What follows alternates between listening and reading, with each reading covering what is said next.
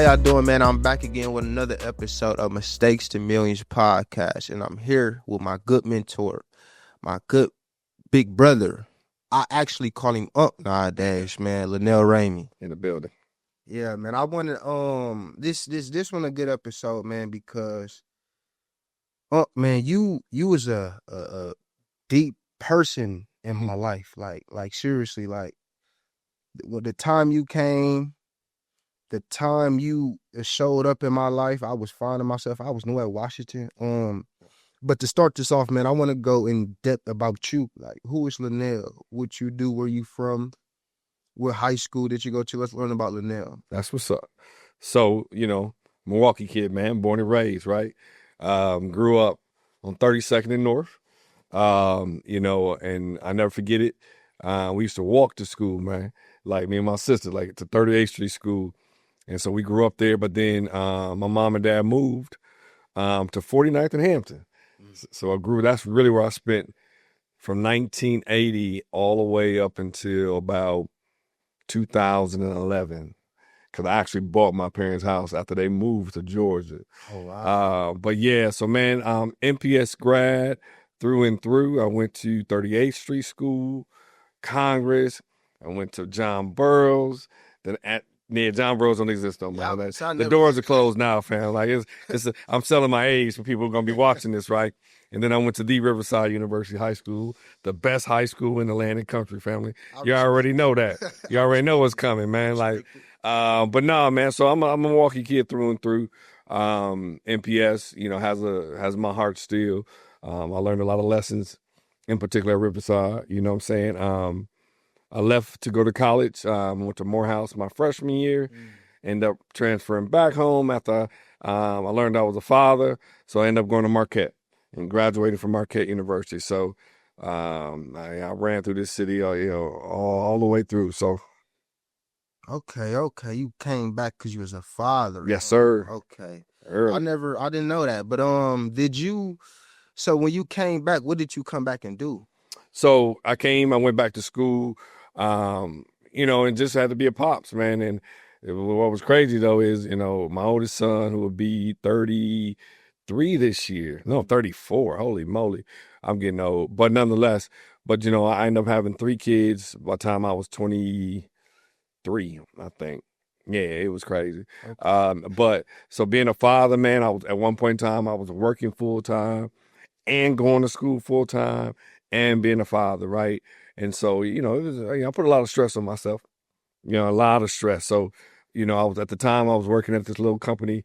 It was called Time Insurance Company, and doing just random stuff at first, but I did that for a while early on and still in school.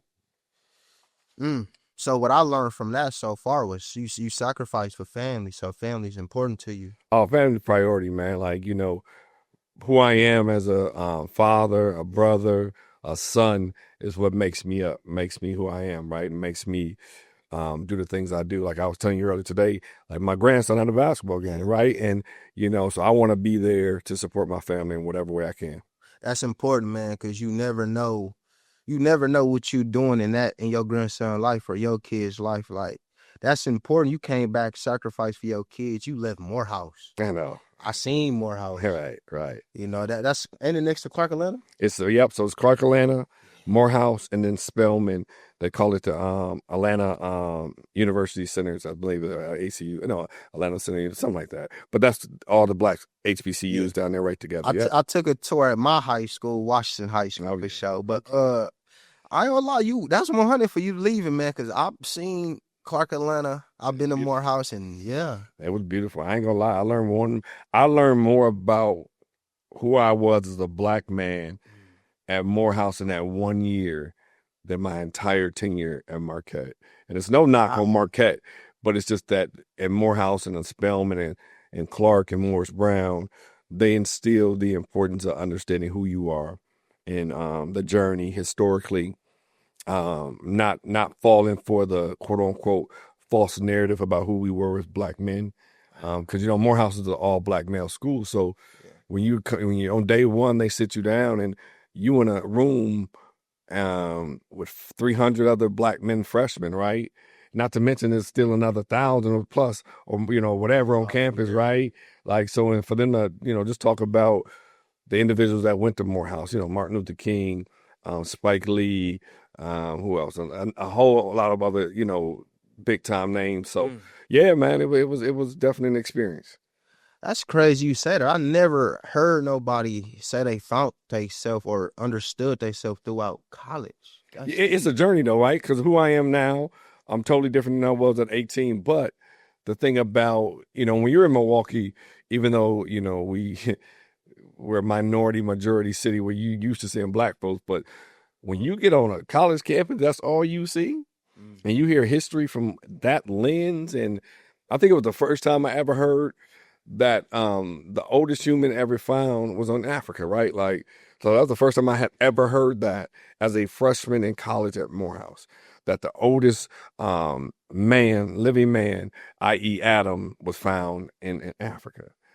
And so that's type of stuff. And I was getting, man, it's the real though. That's why Africa's the birth, right? And that's where we from, right? Like, and so like, yeah, man, just hearing that and hearing how, and then seeing different kinds of brothers, like brothers from California, brothers from who were rich, or brothers from Baltimore who were poor, or people who went to city schools, people who went to private schools. Like, there was just an array of blackness, so to speak, that and I still am cool with some of the people I was there with my freshman year. So hearing that, and I'm gonna jump off this in a second, but hearing that part of college, like I never even thought about that.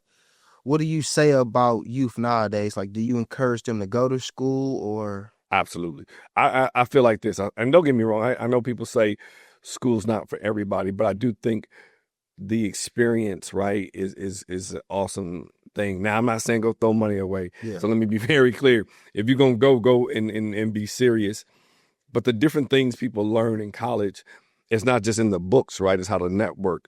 It's how to meet and work with different people. You're learning how to balance your day because you got classes. Like, all of those different things are things you learn that become skills that you use down the road. And not to mention, those degrees and go a long way. But, again, I know school's not for everybody, but, you should give yourself an opportunity at least to see if it is for you versus somebody telling you it's not for you. Yeah. So what did you go to school for? So when I actually started at Morehouse, man, I was a business administration major. Initially, I thought I was going to, be, I didn't know what I was going to be. I ain't gonna lie. When I first went to Morehouse, I really was like, okay, I know I got to make money. And, business degree was what they said, right? But then when I transferred to Marquette, I was a business major. But then I switched. Well, let me say it honestly. I flunked out of the School of Business at Marquette. Okay. And it was like, oh, wow. So then I started thinking about really, really what I wanted to do. And I had this ambition of being really an FBI agent and or a lawyer. Okay. I wanted to get on that track because I started doing that. So I switched my major to pre-law. And I became a pre-law major. And that's what I finished with at Marquette. So it was a journey. It was a real journey for me. You went to school for business first, then pre-law. But the man you are today is, I say, the LeBron of the community. I appreciate that. I tell you. I wanna hear that journey. Where did you start off? Like, when was you first in the community? And did you have mentors growing up? Absolutely. Had mentors. My main mentor in high school, his name was Tom Wild. I'm sure you heard me talk about him before. He was my homeroom teacher my freshman year. And he just stuck with me throughout. Like, he motivated me, pushed me. He knew who I was, right? But he did it in a real quiet way. Like, we didn't really say the word mentor back then. It was more like, Lanelle, did you do this? Hey, Lanelle, try this. He was the reason I went to Morehouse because I hadn't applied to college at all at that point in time. And I remember it was like February. I was graduating that summer. He was like, what are we going to do? I said, I don't know. Then he dropped the application in front of me. It was like, we're going to go to Morehouse. Wow. Do this application. So, but yeah, so that's, I had that push from him, along with my parents, of course, but, getting into this work was interesting for me because it really wasn't something I thought I was going to do. I'll tell you a funny story. One of my very first, for lack of a term, community-based thing, I actually was a junior in high school. I had a homeboy, who got beat up and got put in a coma for like 6 months, right? So his mother started a program at the Lincoln Park Community Center at that time called Stop the Violence Movement. So I used to host rallies and like do marches for Stop the Violence, right? And I was a junior high school. Now, mind you, it was just because that was like family. So I felt like, I'm supposed to do this. So again, going to college, thinking I'm going to do something totally different. I worked at a company I told you called Time Insurance. So I had my kids. I was kind of going to school. And I was like, oh, you know what? I'm just going to make this money here because I got to raise this family. I got laid off from that company and I had these kids to raise, right? I'm like, oh my God, what am I going to do, right? So I ended up taking a job at MPS as a paraprofessional. And I was like, because somebody said the schools are hiring, they got great benefits because I needed the benefits for my kids, all this and all that. I said, oh my God, I think I like working with kids. It was cool. Like, you know what I'm saying? How old was you then? So that would have been like 1995-ish, somewhere around there, 95, 96. And so I got that job and it was so dope because the principal, who was Black, asked me to start a mentoring program. Right. And I'm like, okay, cool. So I started mentoring. I started coaching basketball. I was teaching classes as a pair. I was doing all this work as a pair. And then I was like, this might be okay. But it was only part-time. So my paraprofessional only get like 30 hours or whatever. So I was like, I may like doing this type of work, right? Yeah. So then my very next job was an organization called New Concept Self-Development Center, working for June Perry and Jerry McFadden. They owned the company or the organization. So it was a nonprofit. It was in the heart of the city, right there on Fond du Lac Avenue. If you're right off Capitol. So they had a little building, and I became a caseworker. And I was working with first-time offenders, youth offenders, I should say. And I haven't looked back since. So I've been doing this work officially since about 96. 96, and it's 2025 right now. That's actually where I formally met Vic and Dawn. So when I was with New Concept, we used to kind of be in the same program helping young people. Right. So that's kind of how I met Vic. And like, with the Rebels, and like we would send some of our referrals to them. They would mentor the kids. So they've been like, when Vic been doing this, man, Vic been doing this. Yeah. So like, I would send referrals. Yeah. Okay, that's crazy. Yep, man. So I've been doing it ever since. So you've been I know you worked for the Boys and Girls Club too, right? That was where I think I learned most of my leadership at. Okay. So I came to the clubs in 2004. I opened up a new Boys and Girls Club, the Daniel Smartack Boys and Girls Club. I opened that Boys and Girls Club in 2004. And that club, at one point in time, at its height, we would see anywhere from 300 to 400 kids a day in the building. Wow. I had a staff of about 20 plus, 25 staff. So you was over the whole... Yeah, I was over that club itself in particular. Wow. So then I grew at the clubs. Like I went from running one club, then I had Hillside and Daniels Mardak. Then I became an area director and I had 8 clubs. I had two big clubs and then 6 school-based. So the clubs is where I learned most of, I think, my leadership in nonprofit because of its size and the responsibility I had. So I did that for 13 years. Did you get those jobs? That's dope. Did you get those jobs from experience, or did you go back to school for anything? I didn't go back. When I finished my master's degree in 2002, and that was in public administration, which is the short kind of, I guess, way of saying this is how you do public service work, right? Yeah. But one thing I'll say about nonprofits, you learn on the job, right? Facts. But you have to be able to also understand what kind of leader you are to be your best self. Too many times people try to replicate other leaders. That's deep. And I don't think you can do that, right? Like, I think you have to really, really know what kind of leader you are, and then you can become stronger or I think have better outcomes. I'll always allow myself to be, I'm always been a people's person, right?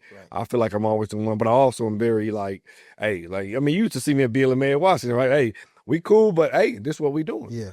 We ain't playing them games. Always with respect. Like always, like let's get it done. If we come to get something done, let's get it done. So for me, I didn't have to go back to school per se, because I already had both my degrees by the time I came to Boys and Girls Club. But I kind of learned on the job as well too. With that type of work though, you have to learn on the job because experience is everything in that field. But you said BLMA. Gotta talk about that. Gotta talk about it, man. I want to share my story. I done said this a lot. I just joined Washington. That was my sophomore year when y'all was there, I think, if I'm not mistaken. 2017. Yep. My school, UACB, shut down. Man, it was crazy because that was the best school in the world. Shout out UACB. But man, they gave us papers just gave us papers like a Friday, and it said I bought it up and threw it away. I'm gonna be honest. I went home and I got on Facebook, and they like UACB shutting down. The first thing I did was grab my book bag and I looked at it like, what? UACB will be shut down. You have to pick one of these schools. So the next day, they had us in the libraries just picking schools for the whole day.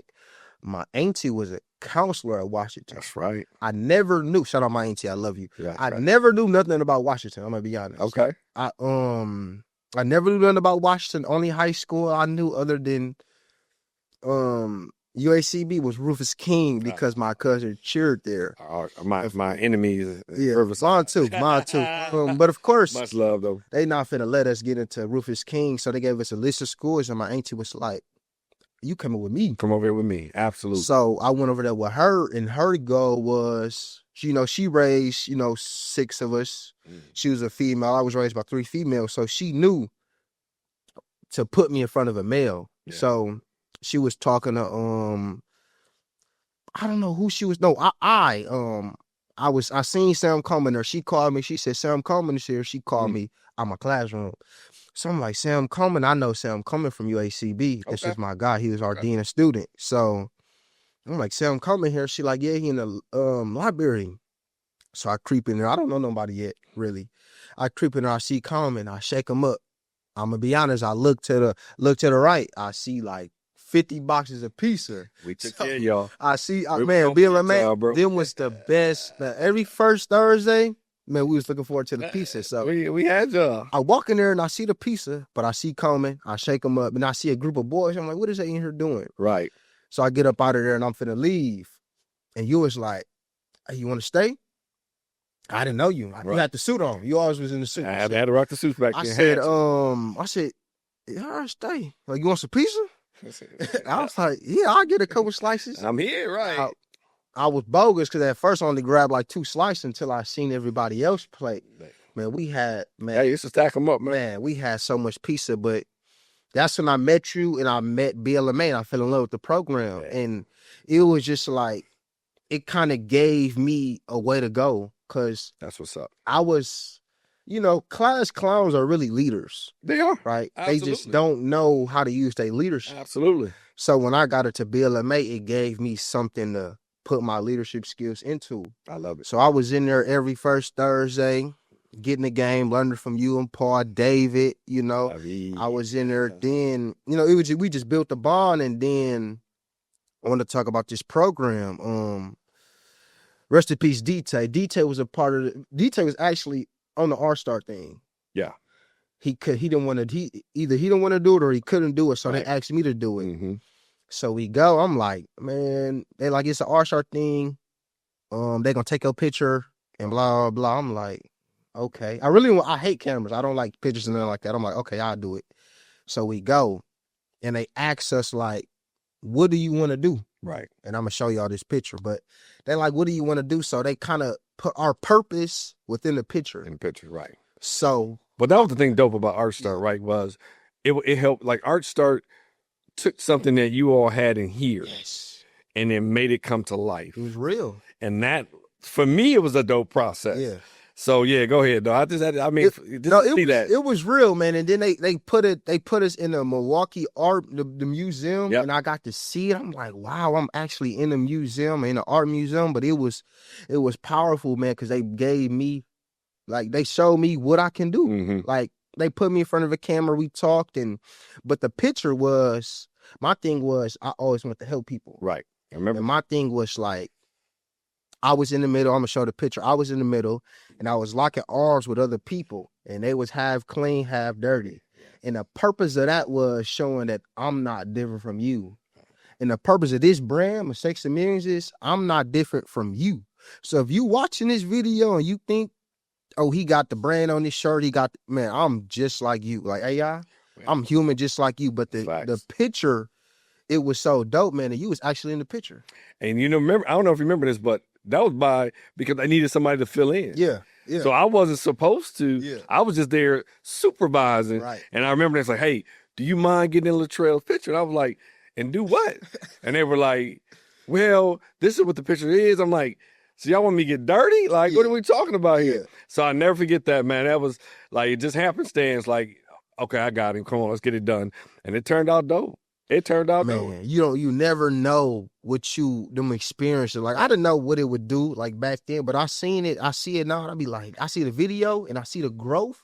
I was gonna say, Trell, like, real shout out to you too, fam, because we talked about this downstairs with Vic a little bit. Like, you're not just talking about it, you're putting your words to action. So when you think about that photo, one of the things you said was you wanted to have your own nonprofit helping people. Mm-hmm.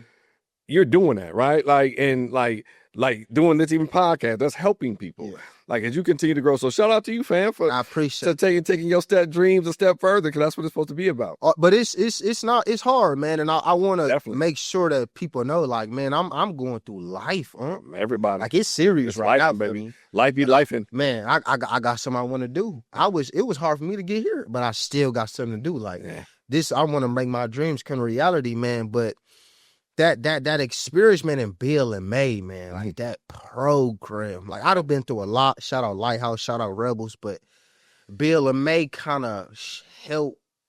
It just gave me a voice, honestly. Like the Rebels, man, if you know the Rebels, man, the Rebels always had all-stars. Right? Always, yeah. Man, I was like, when I came here, like when I came to the Rebels, I actually came to the Rebels for a job. Like, it wasn't, I didn't come here like on a leadership, none of that. Like a program thing. It was a summer job. You need some money. Yeah, obviously it was a summer job. And, right. Which is cool. I didn't know what it was for real. Right. So I came for the summer job, and my Devontae, he was like, he's like, if you want extra hours, you can work and do building maintenance. I said, man, I like money. So I stayed, and I got falling in love with the program. Right. Vic hired me on for the school year, and I stayed around. But as I developed with BLMA and I'm going to different events, I want to talk about the Denver trip. So let's do this. Shout out BLMA, right? But you just said something that makes me like even that much more excited, because, one of the main principles of BLMA, the Black Latino Male Achievement Program, was leadership. Yeah. Like, we stress that, right? As alongside with brotherhood and things like that. So I'm just happy to hear like your connection to it, and you being able to like really speak to how it helped you get to where you're going. But yeah, let's talk about that Denver, Colorado, baby. I want to piggyback on what you're saying quick, but even like I became a leader of the Rebels too. But if I didn't become the leader of BLMA, how would I know what leadership is? Like, that was a great program for me. Shout out for my auntie for making sure I get in that program, but that's it, right? Like, and here's the one thing, like, and I get so, like, doing this community work, sometimes people get caught up in, like, who gets the credit, or this our kid, or we did that. Right. The truth of the matter is, fam, like, we at BLMA at the time had a purpose. The Rebels had a purpose. Like, we can all coexist and support young people. Yeah. We got to get out of our own way thinking like, oh, they're my kids, or they in my program. They can't be in your, no, they supposed to be in as many programs as they possibly can do. So, and I know I keep going back off what you said, but I was going through my phone looking for pictures for the podcast, and it was a screenshot. I was at your mentor event. Okay. And you said, if Sam's still here, I want to get a picture of your village. Man, if you know how many people was behind this confidence, this person I am today, man, it really was a village. Like, that's how it's supposed to be. It's so many people that helped me shape who I am today. I have a very simple like analogy I give people when they think about mentoring, or if they want to become a mentor. Think about it like you're going to be growing something like plants, right, or vegetables. You got to plant a seed. Right. Yes. Like, for sure. And just because you planted that seed, it doesn't always mean you're going to be there to see how that seed grows. So you have to be able to say, okay, I'm going to be a seed planter. So Sam planted something in you, right? By the time you came to BLMA, all I did was put some water on the seed that he planted. Right. Now that I didn't put a little water on it, then you get the job at the Rebels. That's not sunlight. Not bingo. Yeah. Not you didn't grow it and like everybody had their little hands in it. But that's how it's supposed to be. And that's why we try to tell people, don't run from mentoring. Be a seed planter. Yeah. Yeah. Put some water on it. You know what I'm saying? Because whatever you do, when you do it, it's going to be at the right time, at the right moment. So that's the thing we try to tell people. Like, don't think you got to, all mentoring relationships may not look like this. Like, I've known you since 2017, right? Almost 10 years now. Someone may be like, I got you for a school year. I'm going to plant this seed and keep it moving. Facts. So, man, yeah, that's true. I got to get to this story because this Denver trip was an eye-opener. So do you explain what that was so people understand, man? So what happened? Who called? I think you called. Yeah. You want to go to Denver? Yeah. I said Denver. Was that my first time on the? I think that was my first time on the plane. My first time on the plane. I got those pictures too. Man, I'm like, yeah. I mean, why not? So yes, sir. I get down there and man, I was thinking of this right because I met so many people and like you never know who you around. Like I'd have met Eric Thomas. Yep. And didn't know who he was. I'd have met Dr. Umar Johnson and didn't know who he was. I was at an event where one of the richest men in the world hosted, actually in the same environment to where I could ask him a question. Yep. And I didn't know who that was at the time. Right. But I go to Denver. So Robert F. Smith, if y'all don't know who he is, he's a billionaire. I guess he reached out to BLMA like, we got a trip. We want to reach out to different boys. Now, it was boys from Baltimore, California, everywhere around the world. Yeah. I think he 28 states he pulled from. I think at the end of the day, it was about 15 because they would pull like I think California, for example, brought people from LA, Sacramento. Yeah. You know, they brought all their cities. Yeah. But then, to your point, it was for sure about 28 boys because it was 3 of us from Milwaukee. So we go to this event, we go to this trip. Flies out Southwest too. No scare. He flies out. And we get on the bus and we going up this hill. I'm like, man, where am I at? Man, he take us on this retreat basically. Yep. Man, we go fly fishing. We horseback riding. Yes, sir. Archery. We just out there having fun. And I'm about 17 years old. I thought I would never, do stuff like that. Yeah. And it was just an experience and you was there with us and it just opened my eyes to like, man, and then he reached out. I think he gave us scholarships. Yeah. Like, he just wanted to help. And I was like, man, I met a billionaire. Yes, like, sir. How many people can say that? That was just a great experience, man. And you was there with us, man. And it was just like, and I remember you saying, like, you wanted us to talk. And I was shy at the time. I didn't even know, like, you really don't, like, I needed that to know. Like, now I know, like, whoever I'm around, I'm paying attention because you never know who you're in front of. Never know your circuit. That event, that place opened my eyes. We was out there for like a week. And it was meant to do 2 things. Like what you're speaking to is what it was meant to do is get young brothers to see other young brothers and be able to understand like the struggle is the struggle. Yeah. So whether you're in Baltimore, Milwaukee, Sacramento, or whatever, we were all going through something similar. Yeah. And he wanted you all to experience that as a billionaire black man. At the time, he was the richest black man there was in this country, in this world, really.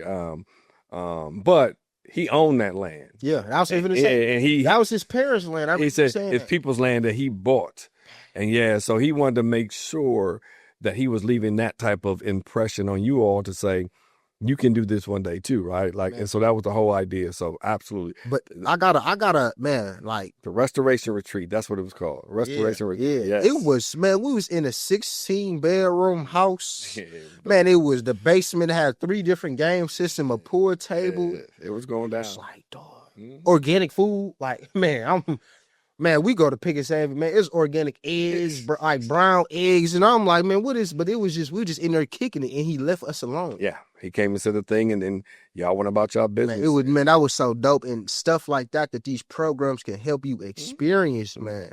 But I want to talk about what you do now, like that logo on that cup, man. Like, man, that mentor. Yeah, man. That's what's up. Let's talk about it. I love Let's it. talk about that, man. But before you do that, like you did the Boys and Girls Club. It was something before that. So it was New Concept. And I actually was at the YMCA for a little while too, a couple years. Then I went to Boys and Girls Club. I spent the majority of my career at Boys and Girls Club. I did 13 years there. Okay. Which I adore. I adored the time at the Boys and Girls Club. A lot of young people I was able to support on their journey. But then I did BLMA at the Boys and Girls Club for a few years. And now I've been at Mentor now for almost 5.5 years. And time flying. We're like, man. What do you do over there? Let's talk about that a little bit. Absolutely. So I'm the executive director currently at Mentor. So what we do is really simple. I tell people 3 core areas. We help recruit mentors, we help train mentors, and then we advocate for people to become mentors, right? We don't do the mentoring ourselves directly. I like to tell people I'm the plug. Right. When it comes to mentoring. Right. My job is to get mentors into the Rebels, get mentors into Big Brothers, Big Sisters, or to BLMA. My job is to help train mentors and that's my job, right? To make sure that people who are not mentoring right now see the importance and want to help through mentoring. So that's really what we do, bro. Like, because I really believe mentoring is one of the most important things in a young person's life, right? I'm going to tell you this, and I was talking to somebody the other day about this. I'm going to throw numbers out there, right, to give you a perspective. So there was a study done by this organization in Wisconsin. It's like Wisconsin Children's Mental Health, right? Okay. They did a 10-year study, and they said over the last 10 years, high school students, 37% of high school students, let me say it differently, high school students are losing their sense of belonging. They don't know where they fit in no more. So there's been a 37% decline, right? So it used to be, 10 years ago, like kids felt like, okay, I know where I fit in. It's done this. Wow. On the flip side of that, 60-some% of students say they have an adult they can go to, right? But let's turn that number around. That means 1 in 3 young people don't have an adult they can go to. So put that in perspective. 37% of kids don't have a sense of belonging. 1 in 3 young people don't have an adult. If you look at the graduation rates right now, high school, it's around, I think the state may be around 75 or 80, but MPS may be low, around 60. So all those numbers start to match. You got 1 in 3 young people not graduating on time. 1 in 3 young people don't have a mentor. 1 in 3 young people don't have a sense of belonging. That's correlated. That's scary. So if you put it all, if we get more people mentoring young people, graduation rate should improve, right? Kids will start feeling about better self-confidence and who they are. Bingo. So that's what Mentor do. That's the work I do. Try to tell those stories so people are convinced to come and do that work and help young people. If you want to know something crazy about mentoring, I know how important it is to me. Yes, you've had one. Gunnarsson. Oh, Gunnarsson, yeah, there you go. Yeah. I just seen Gunnarsson the other day, man, and he said something so deep to me. Like, I told him, like, Gunnarsson, I'm moving back. He said, okay, you got you got a plan? I'm like, yeah, I got it, Gunnarsson. He said, we on the 2 now trail. I had on my brand. Okay. Right? Now, my brand is mistakes to millions. He said, Trail, we on the 2. So we done with the mistakes. We on the 2. We're on the travel. We rolling now. It's time to go now. Let's roll it. So that's dope. Man, and I can call, and they was doing a neighborhood cleanup in Haven Woods, and that's my community. So, man, I was out there. I got right in the field. Right, that's what's up. Like that's my guy, and really seeing him do that. Now we on 63rd and Bobby Link. I love Gunnarsson to life. He ain't. Right. He in a whole different neighborhood, but he out there 4 or 5 garbage for the bags community, yeah. In the community for real. That's important. It's important. In the community for real, like, and he's man, that's my guy, man. That's my mentor. But without him, like without you, without Vic, without Sam, I don't know what I'd be doing. And that's the thing we want to have more said about, making sure young people know they should have an adult that they can trust, that they can come to, that's going to help them kind of move forward. I think Anderson is right, that, mistakes, because we all make them. Facts. But at some point, Man, you got to move out of those mistakes, Yeah. right? We know young people who continue to do the same thing over and over again, right? And wonder why. same stuff happened. Bingo, right? Like, know, we got to transform that thinking and the way they move so they can be more successful. But here's the deal. It's always, sometimes it's timing, Facts. right? Sometimes, people got to bump their head until they like, okay, now I'm tired of bumping my head. Now allow us to move on. But I think we like to tell that message to mentor is, a mentor, my role with you was never to push or pull you. My role was always to be a guide on the side for you. You were going to have to take your journey no matter what. Right. I can't pull you and be like, you going to Morehouse like I went. Or are you going, no, my job is like, what you want to do? Okay, how can I help you do that? Or, and I think people think a mentor's role is, I'm going to try to get him to be like me, or he not going to do this. Like, no. Because you got to still do this. You got to bump your head too. Facts. Like, and so, I'm just going to keep it 100 with you. You're going to know my story. I'm going to tell your story. But we're going to make sure you have the right support to get where you're going. And that support, that's real. And man, you won a Unity Award at the Runner Rebel State Black Excellence, right? And I was out of town. I wanted to come. I wanted to give you a award, but since I'm on this platform, this is my podcast. Right. I have to give you flowers, man. I appreciate it, bro. Thank you. The darkest day, like, it's levels to mentorship for sure. Absolutely. I want to say that. It's levels, like. Yes, sir. And now, I don't even call you big bro. I call you Unc. Right. Like, but I want to explain to you what Unc is. Like, it's certain stuff you do with your big brother that you ain't gonna do with your uncle. That's like, you respect your uncle a lot more than your big brother. Facts. So I put you in that category, right? I'll take. But I'm gonna share this, which I never told you this, man. The darkest day of my life, man. My mama's funeral, right? And I got shades on. I ain't trying to let nobody see me. And I'll never forget, I walked through the doors, and I'm gonna be honest, I seen the head. I seen the head, and I'm like, who is that? And you turned around, and I'm like, wow. Yeah. Like, that's real. I will never forget that. Like, Appreciate you. Man, I looked, I said, he had my mama's funeral. Not only that, you gave us some chicken. Like, that's love, man. Like, it's levels to this game. Chicken, like, man. He was like, man, you need anything, let me know. Gotcha. And right there, like, never that I questioned anything, right? When I seen you there, that's what's up. That let me know. This different. I had you. This ain't even mentorship no more. Like, this family. We family now. That was, and I wanna thank you for that, man, because that was a deep moment. Yeah. And for me to know that you had my back through that, man, Uncle, we gone for the rest of the time. We got you. And I appreciate you for that, man. I appreciate it. And I had your back, and I love you for that, because I know that feeling. And so sometimes you just got to be there for people, and that's all. Just got to be there. Yeah. That's what counts. I do want to give you flowers on that, man. But yeah, that was deep, man. that was kind of good though, man. I'm trying to figure out what else I have for you, man. Your journey is just like you said, you the plug and mentorship. But like I asked Vic, I gotta ask you this too. What do you think next for Milwaukee? I think, man, I'm gonna be 100. I think Milwaukee's on the cusp of being like, can really become that next go-to city. I do believe that. I think when you look at our leadership, I know people got to say what they want to say, but you got David Crawley, you got Chevy Johnson, you got a host of alders who are just about this city and about that work. Yeah. You look at the business side where you have young, strong Black business owners and Latino business owners, because you got to remember, Milwaukee is a majority city. Facts. We're the ones that can turn this around. I know Mayor Johnson had made a statement that he wants to see the city get 1 million people, right? Like, which is crazy.